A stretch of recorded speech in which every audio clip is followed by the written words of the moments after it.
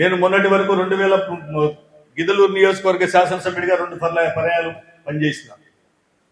15 సంవత్సరాలు అక్కడ ఉన్నటువంటి గిద్దలూరు నియోజకవర్గ రాజకీయాల్లో మమేకమై ఉన్నా.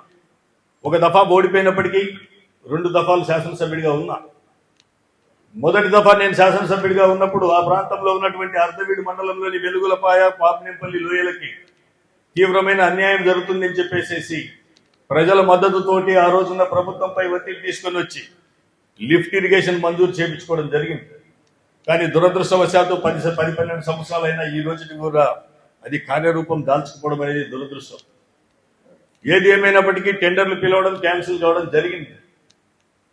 దానికి ప్రధానంగా ఫేజ్ 1 అనేది దాంట్లో ఉండింది. ఆ వెలగలపాయ, పాపనేపల్లి లోయలకు సంబంధించినటువంటి లిఫ్ట్ ఇరిగేషన్ వర్క్కు మొత్తం పని కావాలంటే 500 కోట్లు ఖర్చు అవుతుంది.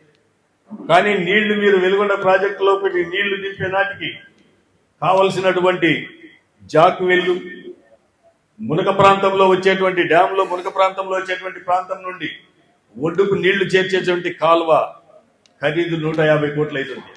దాన్ని ఫేజ్ 1 కింద గతంలో జగన్మోహన్ రెడ్డి గారి ప్రభుత్వం మంజూరు చేసి టెండర్లు పిలవడం జరిగింది.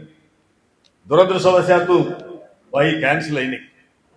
దయచేసి ఈ ప్రాజెక్టులో అంతర్భాగమైనటువంటి ఆ లిఫ్ట్ ఇరిగేషన్ ప్రాజెక్టును కూడా మీరు వెంటనే మంజూరు చేపించి ఆ పనులు కూడా మొదలు పెట్టించండి అని చెప్పేసి మీకు విజ్ఞప్తి చేస్తా ఉన్నా.